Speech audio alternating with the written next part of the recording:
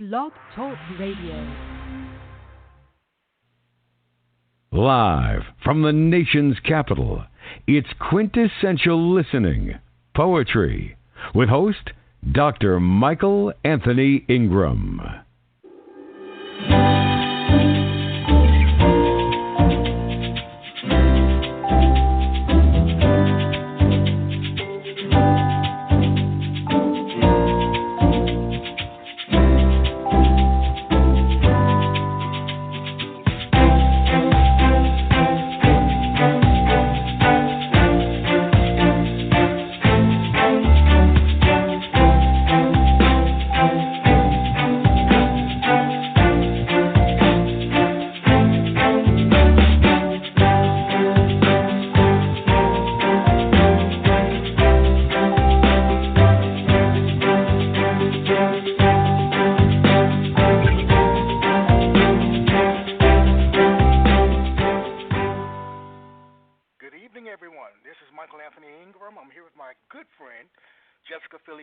Jessica, how are you tonight?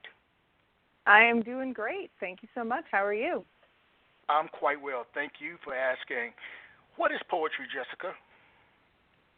Oh, man. Poetry is expressing what's in your mind, what's in your heart, sharing some of the innermost things with the world. And it's almost too, for me, like therapy.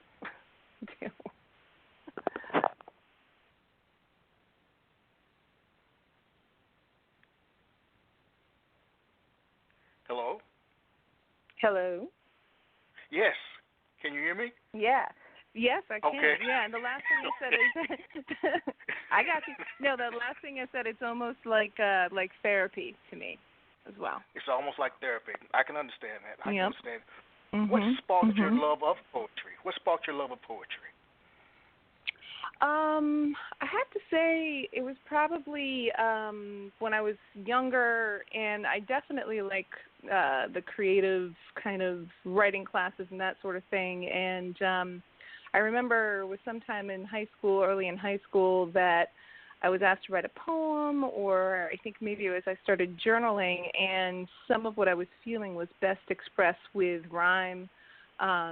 In verse, and at the same time I was listening to hip-hop. It was the early 90s, and it was really when some of the best hip-hop was coming out, and I was just really inspired, and, kind of, when you're younger, you can memorize an album without even thinking about it. And so, yes, I do. Yes. I do remember being young. I do remember. Yeah. I do remember being young. Me too. What are some of the predominant themes in your work? So definitely introspection, kind of personal growth stuff, trying to get at those demons, or those things that you are always kind of at the back of your mind and trying to work on. But also, one of the things that got me out on doing open mics was just social justice issues, current events, politics, some of the ills in our society that you want to just pound your fists against and hope to help make better. All right. Well, I think at this particular point in the show, I'd like you to share one of your poems. Okie dokie. This one's one of the earliest ones I wrote. It's called We're Going to Get It. We're going to get it. We are. I don't think it's going to take a while. It's hope. It's breathing. It's feeling like you are me and I am you. It's a rhythm. We've all got it, and we're going to get it. We are. I don't think it's going to take a while. It's hope. It's breathing. It's feeling like you are me and I am you. It's a rhythm. We've all got it, and we're going to get it in a big way, from sea to shining sea. A ripple of reason to wash us one by one until we are many, until we are our own means to an end, no deity among us or above. In our hearts, we realize the value of each other, and I don't think it's going to take a while. I don't think it's going to take a while to see how far we've come and to see that justice doesn't have to take as long as it used to. After all, this is the age of technology, and there's hope. It's hope that gets us through life, makes the pain go away, gives cause for celebration, gets us up the next day. It's breathing that will move you, to let go and lend a hand, to touch another and feel loved, to share atoms with the land. It's feeling like you are me and I am you. No nomenclature between us. A simple function unites us. Our pulses beat a rhythm. It's a rhythm in our souls that entwines our minds, relating and equating to something we've all got. We've all got it.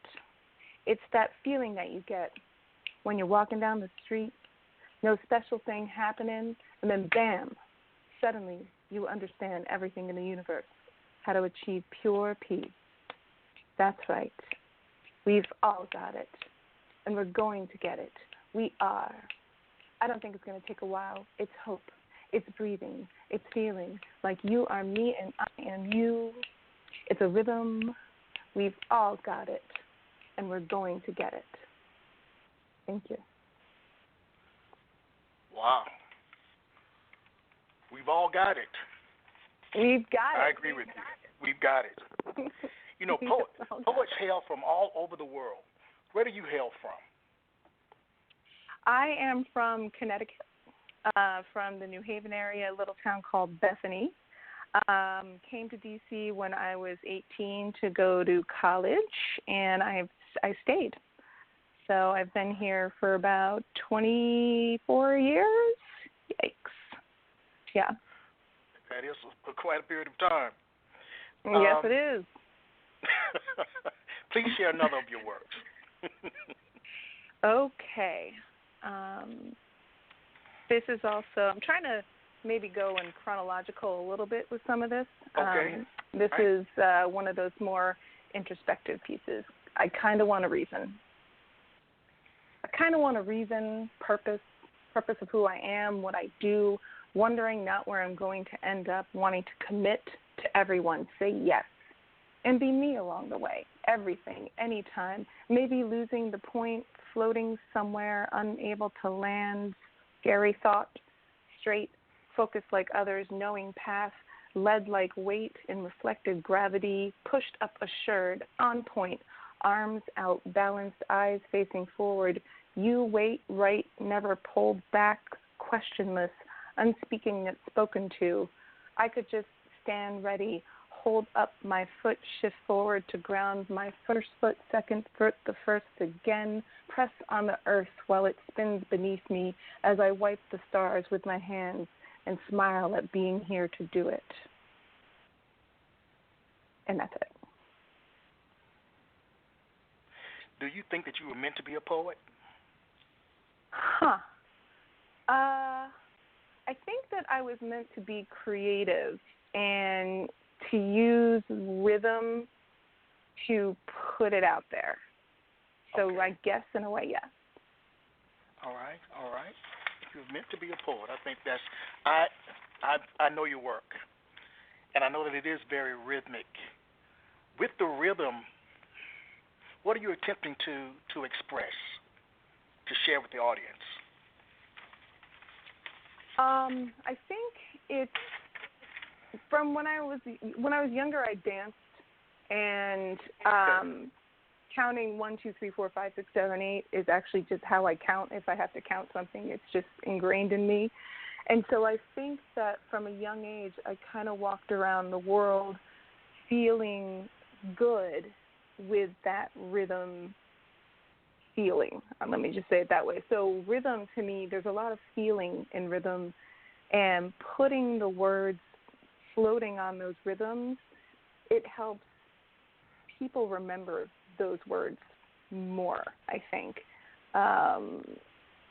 And it causes, in my body, there's a feeling of release that comes along with getting the words out, and especially when getting the words out with rhythm involved. Oh, wow, very nice, very nice. How does a poem begin for you? With an idea, a form, or an image? It's kind of sometimes, it begins in different ways. Most often, I'm kind of out in the world, maybe not even thinking too specifically on things, and I might get struck by a rhythm or a phrase or even like a hook kind of thing, and then I might build around that. There might be something I'm observing, like I could be on the metro or something's happening in the world. I just read a bit of news and I think to myself, oh boy, doesn't that suck? And then maybe somehow turn that into a poem. Obviously, that's not a great example, but that's the idea. Great example. And then there's sometimes that I might think to myself, it would be good to write on this, and then just start trying to, go deep in my thoughts a bit and see what comes out on the page. And sometimes it's just a stream of consciousness. It's just, I got to get this thing, almost like a rant, kind of out of my head. All right. Well, please share another piece of your work. Okay. This is, so I do think that a lot of poetry is songs. I think those are pretty interchangeable, and this is the first song that I ever wrote. It's called Down to Oppression. Who among you can say that things are right in the world today when people are fussing and fighting in every direction? What part of it do you play? Well, little bits of your daily pay go to feeding a violent aggression you have no control of. We have come to say down. We have come to say down. We have come to say down, down to oppression. There are small steps to a height where our leaders fight, keeping power, not peace, waging war in our name. And we raise them to their positions, yet we never check their decisions. If we don't pay attention, things will always be the same. Oh, we have come to say down. We have come to say down. We have come to say down, down to oppression. And what's of our opinion? Is it in their sight? In this world of insecurity, we must maintain our rights to stand against injustice, to truly feel what is free. Takes constructive movement, but begins with you and me. We have come to say down. We have come to say down. We have come to say down, down to oppression. When the vital care of a people remains overlooked and unequal, then the system has failed and therefore must progress. If we unite responsibility, we can create and check authority. That involves every player, so no one can oppress. Oh, we have come to say down. We have come to say down. We have come to say down, down to oppression. We have come to say down. We have come to say down. We have come to say down to oppression. Yeah, yeah. And that's that. Oh, wow. Let's take a brief break and we'll be right back. I love that. Cool. All right. Cool.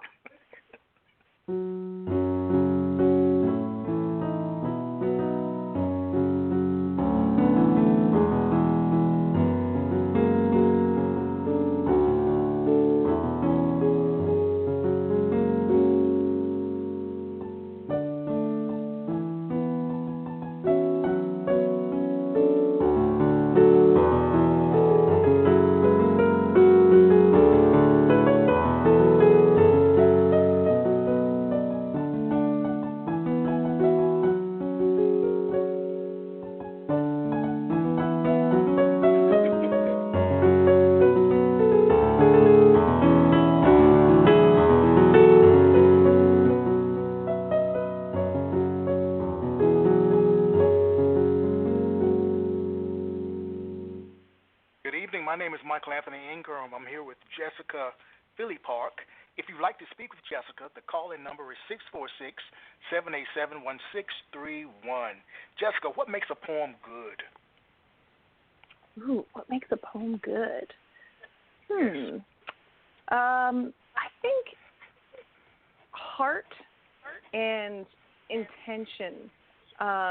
You don't have to be, a crazy, well-read poet or even a super experienced poet. I think if you're getting up there or putting to page something that's true to you and what you're observing and trying to get out there and share with other people. So I think really heart and the intention.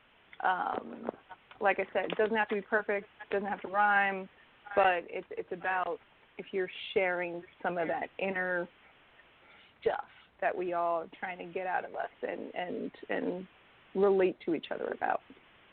All right. Please share another piece of your work. Okay. This is The Perfectionist Must Die. Every word restated, every action replayed, over and over until time makes her forget. Man, I shouldn't have said that. I'm such an ass. I can't believe I waited so long to do that. What an idiot. Little things, big things, stuff that doesn't matter, all scrutinized the same with life or death in the balance, each evaluated with harsh intensity to gain the upper hand on herself. Her critical inspection of every move can only lead to madness. You can see it's made her back contort and jawbone broad. Her smile does not come easy. Her laugh can only be pulled by nonsensical perversion, and a callus has formed over her whole body. The perfectionist must die. I need to kill her with 1,000 humiliations. Each strike must slice off a piece of her shielding shell till only soft porous skin remains, vulnerable but alive. The first blows should hurt too deeply and linger in her stomach till she's sick, make her shoulders creep up to her ears and tears of embarrassment glaze her eyes. She should hurt over and over again till the every side is exposed, raw, really living. Thank you. Where do you write, Jessica? Where do you write? What do I write? No, where do you write? Where? Oh, where do I write? I said, what do I write? I'm like, hello? Yeah. So I write. I tend to write, it seems, where there's noise. Not all the time, but I'm not the kind of person that says, okay, I need a quiet place right now. So I write on the metro on the way, to and from work. I have been writing lately in a kind of a noisy, loungy, bar-y place. I've actually been getting a lot of work done there. So I think having a little ambient noise is good, but I can't have a lot of good music with words playing, or even sometimes music at all if I want to write something with a rhythm. But yeah, I tend to write when I'm out and about. When you're out and about. Tell me about your open mic. Tell me about your open mic in Washington, D.C. Tell me about that. And GPI, Guerrilla Poetry Insurgency. Yes. So you are very familiar with that. So the Guerrilla Poetry Insurgency, a.k.a. GPI, we started in D.C. in 2003 as a lyrical, poetical, protesty kind of poetry art collective group. That's a lot of words, but it's to encompass the fact that it wasn't just about the people getting up on the mic, but it was the people also coming with their drums and their shakers and instruments, and also the audience and people just coming out to be part of the poetry and the words and what was being said on that mic. And I was not the only person who helped start it. There was a bunch of us, and we used to collaborate with other activist groups and march around D.C. protesting, the war, president's policies we didn't like, that kind of stuff. And we did our open mic twice a month outdoors on DuPont Circle. And so we caught people walking, to home from work, tourists, people of all strata of class, and it was just this kind of lyrical ambush is what we would call it. We would get people just kind of walking, minding their own business to hear the things that we had to say. And so GPI is still that in spirit, but we brought it inside about 10 years or so ago just because of sheer capacity to keep up that much as all of us started to get a little older and, get married, go to grad school, have kids. There are other people who co-host with me, but it's been easier for me to do it once a month, and we're doing it at Basso Bistro and Lounge in Adams Morgan. We've been doing it there for 10 years, and one of our co-founders used to do an open mic there 20 so years ago, so that's kind of how we had the connection there. And it's every second Tuesday, so if people listening are in D.C., come check us out every second Tuesday of the month at Bassa in Adams Morgan on 18th Street. The next one is August 13th, 7 to 9 p.m. Right. Yeah. Well, it's a great event. I've had an opportunity to share at the poetry reading, and it's a great event, and I recommend it as well to anyone who's listening. If you're visiting D.C., it's Bassa Bistro in Adams Morgan. So as you think about being a spoken word artist, that's how I view you, as a spoken word artist. What do you view as being the role of poetry in a modern day society?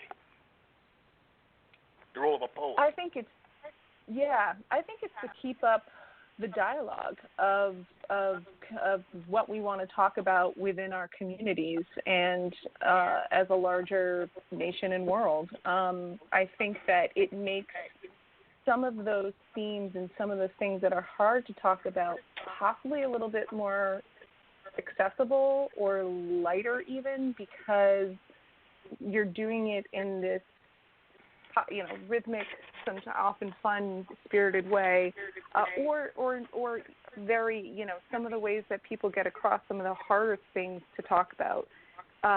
It moves you so much.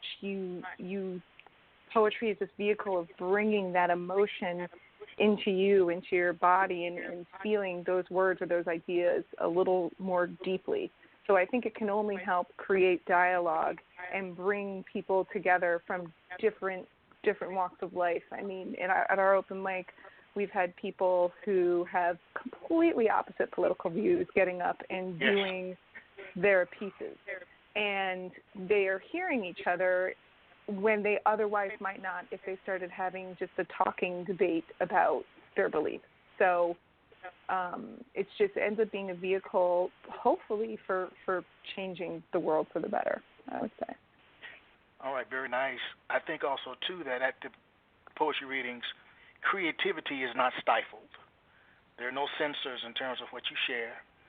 And I think that allows for individuals to be themselves and to speak their truth. You may not always like it, for sure, what you hear, but it does allow them opportunity to speak their truth. Exactly. Please share another of your works. Please share another. Okay. Let's see here. I'm going to share kind of a politicky one called Choosing Nothing. Having left the right or either, now the center overlay seems comfy, only teetering, never sinking, heavily holding it all together. If pushed to the right or left, then we'll slip off an edge, and that's uneven. Now, if the left and right move somewhere, they just blend in the middle. There is better for when bullets fly, as they tend to miss their targets. It takes a few tries for them to reach the bullseye, if ever. The edges and rings are likely poked through with holes before the solid core. That eye still just sits there, taunting the hopeful marksman, all-knowing. Too, like a hurricane, there's an eerie peace in there, unaware, or uncaring of the madness anchored in its circumference and roaring winds, letting kindling and dust settle down on restless life until the next storm.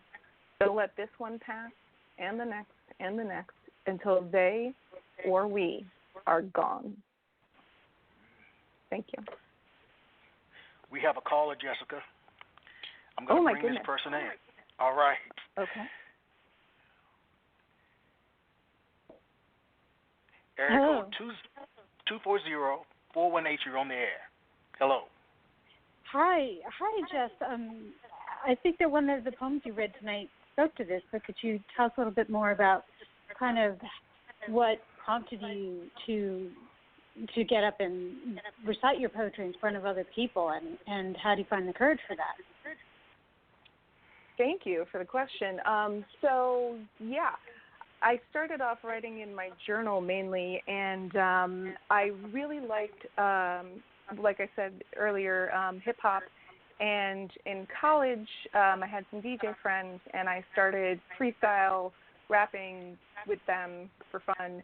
And then I met somebody who I did that with, and they ended up reading, I shared other poetry with them, and they said, have you ever done an open mic? You should really give this a try. And I said, well, I don't know, it's kind of, it felt really kind of like you're spilling your guts to the world. And then I did my first piece at a cafe here in D.C. that used to be on 14th Street called Sweet Mango Cafe that does not exist anymore. I was really nervous. I can still remember the whole scene to this day because the open mic host was so cool, and I was just like, how am I going to do this? And having that friend encouraged me, and already having an interest in rhythmic words, poetry, kind of rap, sort of helped me get into it. And then, having somebody kind of kick my butt on stage a little bit was helpful as well. Thank you. Thank you so much for the question. How do you support other poets who are trying to find the courage to speak up? I mean, I know you encourage them to come join you at BASA. How do you find poets to join you? Well, I kind of deem myself the worst advertiser in the world, but somehow or another our message gets out that we're having this open mic, and I end up just kind of having conversations with people sometimes too. I might go to an open mic that somebody else is hosting, and I say, hey, why don't you come out? But really what happens sometimes in the audience at the open mic, you get people that just come to listen, and then I would say almost every time we get somebody who, either they've written something before or they want to share OPP, other people's poetry, and it's just a matter of making them, I say it all the time, anybody could do this. It's not as hard as it looks, and I always remember that person that helped encourage me get on the stage and try to sort of be that loving, gentle nudger for other people, and it's amazing. We get people who say, I've never done this before, and they're amazing. So kind of showing them that it's really not all that scary, and also sometimes talking about my own experience when I first got on the open mic too. Cool. Thank you. Thanks for doing that too. Oh my gosh, right. Thank you so much for your interest. Yes, thank you for calling. Jessica, please share another of your pieces. We've got another caller, Jessica. We've got another caller. Oh, okay. Oh, my goodness. Wow, okay. We've got another caller. This is nice. Okay.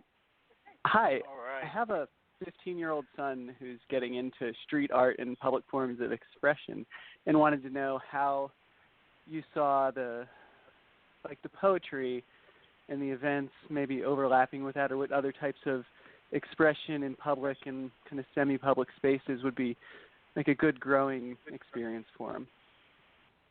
Oh, yeah. So I totally see a huge connection between, among all those things. So what we're talking about, right, is the culture today, and hip hop kind of helped birth a lot of that, right, with the spoken word stuff, and then also, like you're saying, the street art, and it's all about the public expression of what it is inside of you and your creativity. And so I see, all around DC, but other cities, and not even cities, but there's murals of people that have been allowed to paint in public spaces that just kind of beautify the community. And so if you're thinking about poetry as this idea of getting out these things that are all in us that are so common, things that we think about, whether it be about what's going on in the world or what's going on in our minds, you know, at the same time that those beautify the air, so to speak, and what we listen to, the street art beautifies the walls, and it makes, you know, something that might be an otherwise kind of drab looking thing have more of a heart, and the community can connect with it more.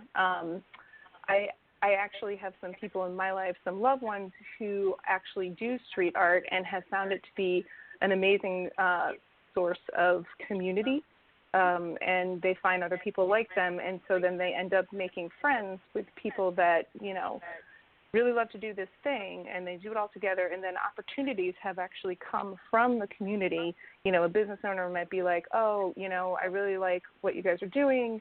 You know, do you think that maybe you could do a mural over here?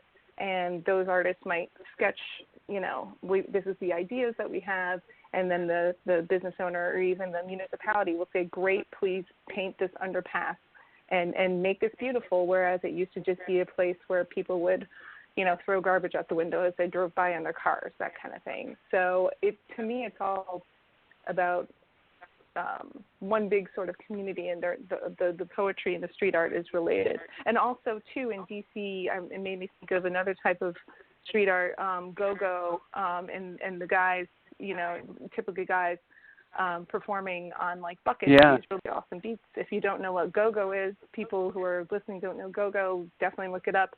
But that is all, I think, part of the same community, and it's all, that's a very you know, DC about beat. making people feel Thank better. You. Yeah, thanks for the question. Thank you, caller. Jessica, it's time for another poem. Mm-hmm. Okay. This is Web of the Free and Roam of the Brave. Amorphous beast, oh, how I love thee. Let me count the ways. 1, Googling. 2, shopping. 3, blogging. 4, sharing. And it's all free, free, free. But let's not be fooled. Excuse for paying for something does not exclude a hidden exchange. Free speech, patents, privacy, money, all contenders in the fight for technological justice and digipolitical might. But it's not all about us, because we want open and free, not a twisted web-based capitalized democracy. Email, chatting, networks, for those I do not pay, but companies make money off me anyway. Every click, every thought is monitored and caught, and a pool of digi-dollars making cyber pimp dogs holler as they hoe our info out, and Big Brother learns what we're all about. Gone are the days of the invasive state head. Now, multinational companies do its job instead. We feel revolutionary so early in the internet game, though we've already priced and sold our names. I threw true freedom out the window, didn't you, when we signed up for the Facebook Zoo? My life's on display, maybe even my boobs. Who knows? Perhaps I'll star on YouTube. It's growing, it's moving, it's walking down the street. Soon it'll be in my bed. Sweet. I sold me to the internet, my psychotic love.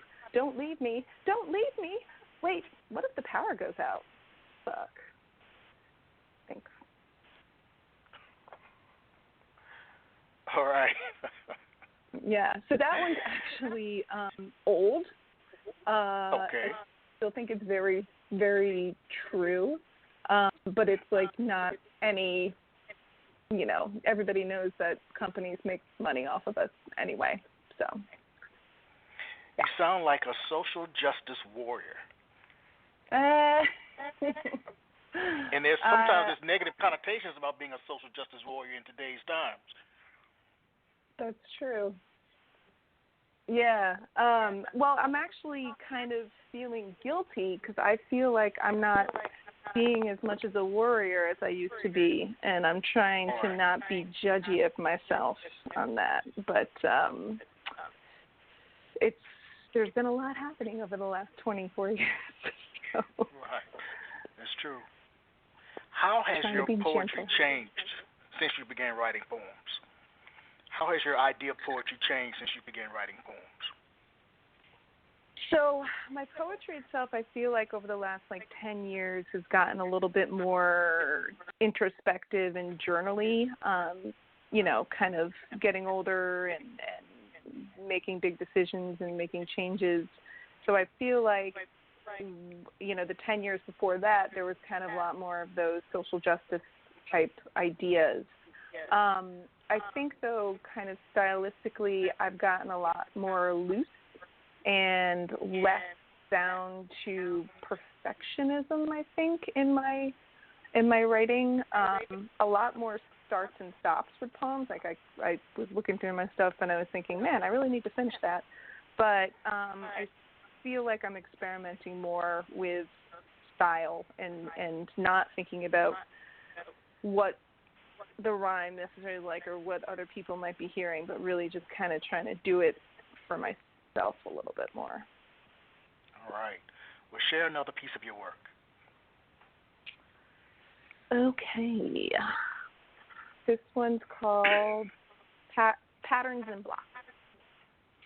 We sink into patterns or rough lines that guide us in everything.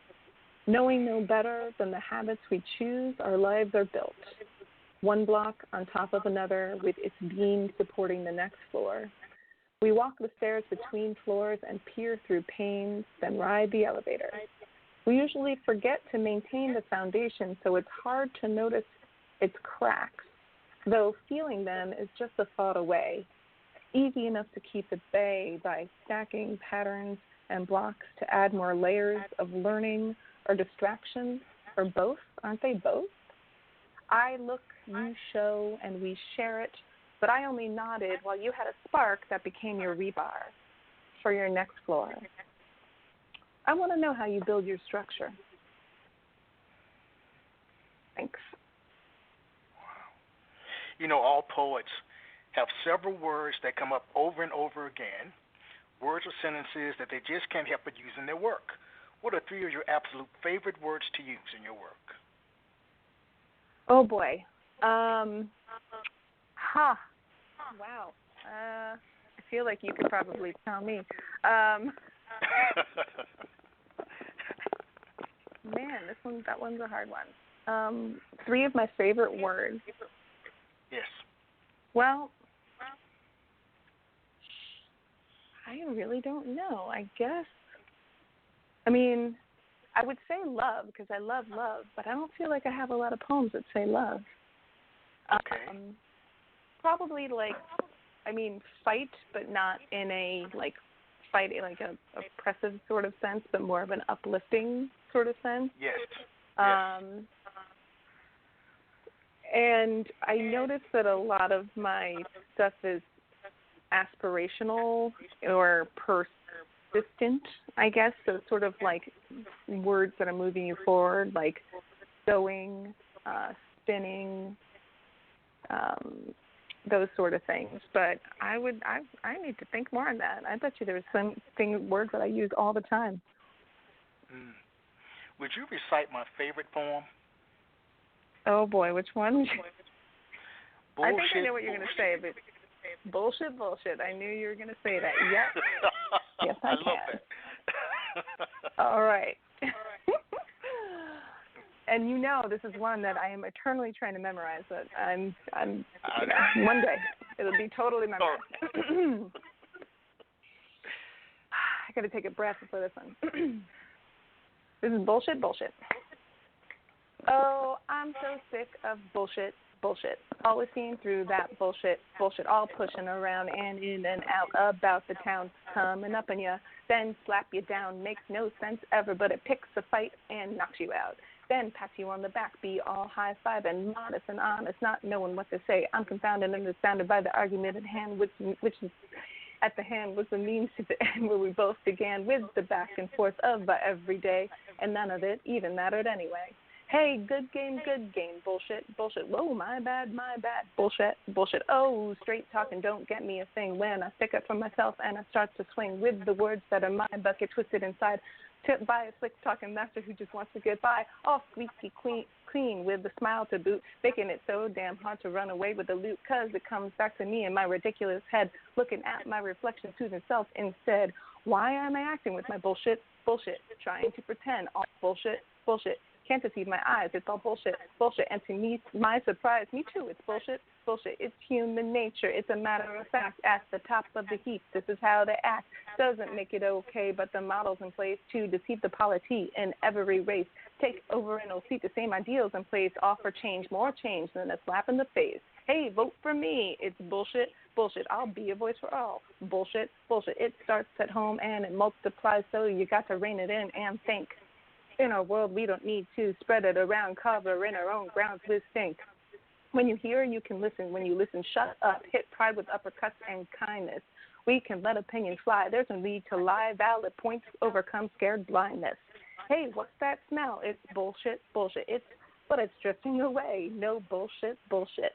It's almost gone. That bullshit. Bullshit. Holy crap, there's no more bullshit. Bullshit. All right. All right.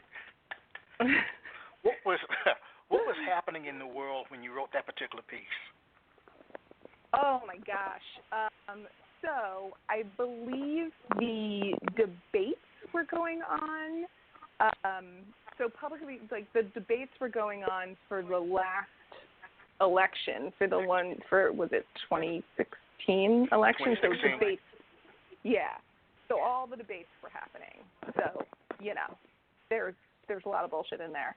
And then I was also then I also had some personal bullshit, you know, just with people and relationships, just kind of like, you know, that kind of stuff. So I was able to tie some personal observations of bullshit and then what was going on in the world's bullshit.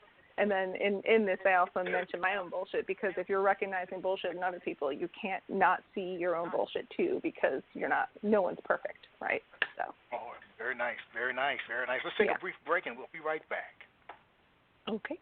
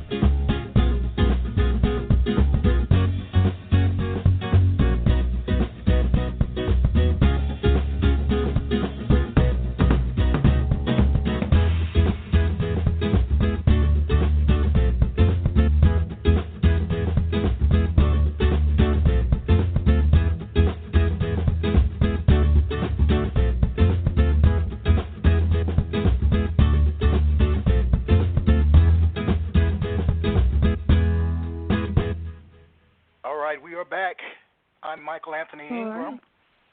All right, I'm here with Jessica Philie Park, sharing poetry and rhymes. If you'd like to speak with Jessica, please call in. The number is 646-787-1631.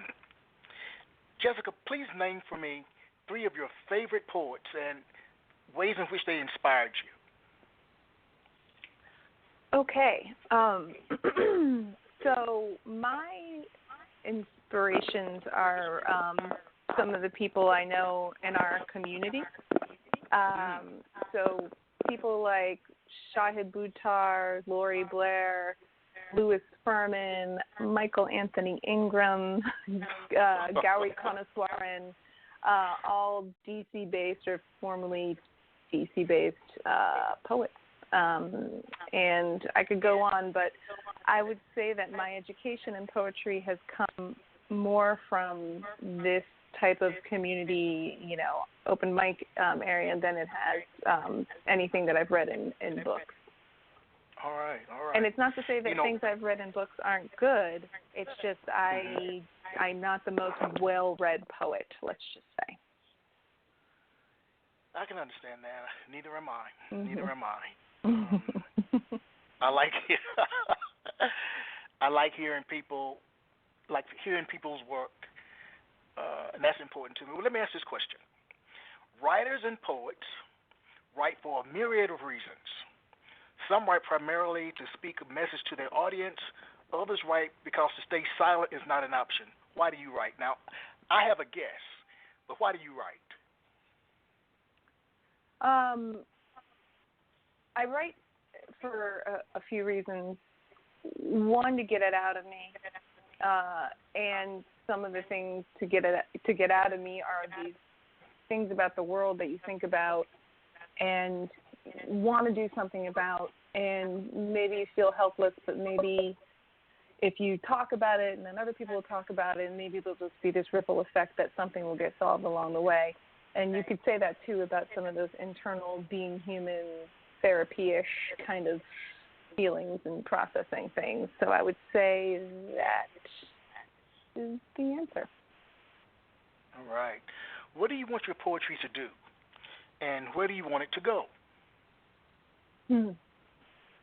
I want it to inspire people to do it for themselves. I want it to hopefully make a difference in, somebody hears something and maybe that sparks the conversation. Maybe that makes them just feel happy and smile. I love it if any of my hooks could get stuck in people's heads and they are just humming it the rest of the day, and it makes them feel good. And where my poetry is going, I want to keep creating. I really do love the rhythmic stuff, and in my head, that song that I sang before, Down to Oppression, I've got all the instruments in my head. I wish I could play them all. I can barely play anything. But if I could actually if I could collaborate with musicians, or just somehow, I don't know. I write often with whole songs in my head, and it'd be great to actually produce those someday, I would say. Right. Spanish is a very lyrical language. Would you share another of my favorite pieces? Yes. So I did a little traveling when I was younger, as you know, and in South America. And my Spanish is okay, but I tried to write a couple pieces, so I'll do one of these. Thank you. It's called Lo Siento. Estoy triste, amor. Lo siento. Mi deseo, mi vida son diferentes de tuyos y no puedo prometer. No puedo prometer que no voy a mirar. No puedo prometer que no voy a pensar, besar, tocar, tirar. No puedo, lo siento. No tengo una casa, ni un país, ni familia. Hay buenos amigos, los mejores. Pero no compartió mi corazón acá con nadie.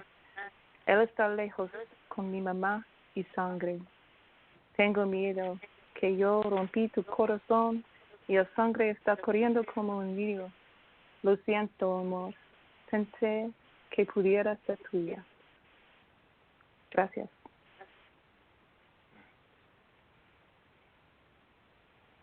You have an English translation? Oh, man. Yes. It's rough and it doesn't sound poetical, but I can do it for you. Okay, no problem. I like it. I'm sad, love. I'm sorry. My desire and my life are different than yours, and I can't promise you. I can't promise you I'm not going to look. I can't promise you I'm not going to think, kiss, touch. I can't promise. I'm not able to. I'm sorry. I don't have a house, a country, a family. I have good friends, the best, but I don't share my heart here with anyone. My heart is far with my mom and my blood. with my mother in my blood. It's probably better to say that way. I fear that I broke your heart, and the blood is running like a river. I'm sorry, love. I wish I could have been yours. It's beautiful. Thank you for sharing. Yeah, you're welcome. I've never translated that on the spot before, so thank you for testing my translation.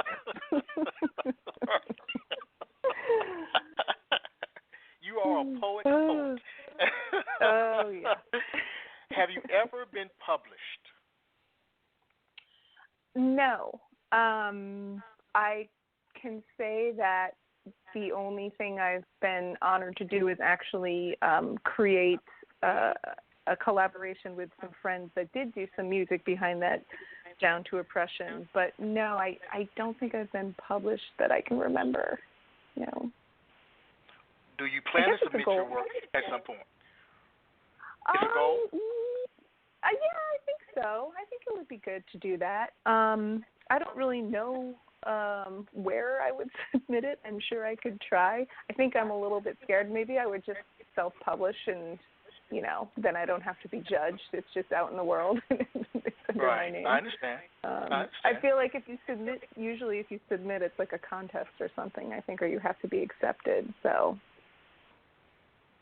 I guess I fear rejection. I guess I should write a poem about the fear of rejection. But yeah. And that would potentially go against the tenets that you believe about life, that you shouldn't be judged for who you are. There you go. And for what you do. That's right. You should try not to. Try not to be judged. Yes. I like that. Yes. We're humans. It's almost an instinctual thing, but it'd be nice if it wasn't. That's so true. Mm-hmm. Please share another piece. Okay, so I was debating whether or not I should share this one, but I'm going to. I like to try to be funny sometimes. So this one's called Romantic Poem. Hairy butts doth muffle the sound of farts. That is why mine are so loud, my love. Better to hear that from me than to be startled in bed thinking a stack of magazines rapidly fell on the floor. It could be it's my time of the month or the wretched takeout came back to say, gotcha, but it's more endearing than you think, more a gift for us than a burden. Embarrassment is outweighed by trust. Trust that you won't run away screaming bloody murder for the animal that must have died inside. Trust that I will see you again after the fog has passed and your ship can sail back into port. Trust that when we're together, we can be just us, the good, the bad, the ugly, the unmentionable. I know you wish I wouldn't write this, let alone say it aloud in public, more for my own good than yours, but expressing my love for you has no mufflers. Thank you. Some poets are also active in other creative areas. What are some of your favorite non-poetry or literature activities? Oh, well, funny you should ask. I just tried acting, not really for the first time in my life, but in the first time that I felt like I wanted to keep doing it in my life last year. I took a class at the Theater Lab in D.C., and it was awesome. I really enjoyed it. I enjoyed being on stage, which I guess is not really a big surprise, but it was another way of creating in the moment, and I think it was just such a challenge, to try to memorize things the way they were supposed to be done, along with moving your body, and try to convey, in collaboration with the other people on stage, what the story is about, or the feeling was about. So that was really cool. Obviously, I fancy myself some sort of songwriter, so I do like to sing, but I am currently not doing it anywhere, although I used to do it over DJs, and that was fun. But yeah, those are a couple of creative things. I've also tried my hand at writing short stories lately, or maybe plays. I don't know what they are yet, but it's been really fun to not just write poetry lately. All right. Well, speaking of writing poetry and sharing poetry, would you please share another? Sure. Boop, boop, boop, boop, boop, boop, boop. Okay. This is a shorty. It's called Train Tracking. I like to ride the train in the front, look down the track, see what's coming ahead of me. The walls approach, lined with pillars and lights, then speed right by blurred. Too hard to try to catch them, you get whiplash. You need to refocus your eyes. Better to watch them as they slowly come, pick some, and let the rest pass your side. Once I tried to see them all, just took my eyes off the line and tagged them fast each time, twisting here and there so quick I dizzied myself all the way to the back. So I had to walk forward again, balancing along. Thank you. To you, what are some of the most prevalent ingredients that go into this concoction we call a poem? What goes into it? So, not a lot of structure. I feel like I'm going to say things that don't go into it. Now, we're baking a poetic cake. What You're goes making into a cake. Don't give it any foundation at all. No. I mean, I guess that is to say as free thought that you could put into it as possible.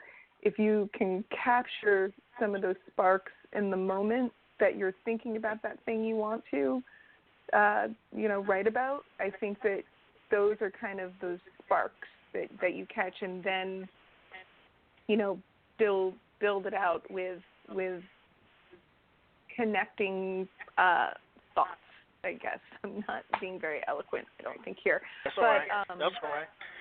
I really don't think there is a definition to the building blocks. I mean, so I guess I like rhythm, so I try to put that in there. But as you could hear tonight, there was some things that I had that were just kind of conversational, and well, maybe some of they had rhythm still. It's hard for me to tell, but something that moves it and sets out the emotion and the inspiration in it. You ask very good and tough to answer questions, Michael. Well, that's why they pay me big bucks, Jessica. I know. Well, one of the things I wanted to share with you, I really believe that you underestimate your talent and your skill in terms of being a poet. Your work is no different than anyone else's. There's no better, no worse. Thank you. You just underestimate yourself. So I really believe that. I've wanted to share that with you for some time.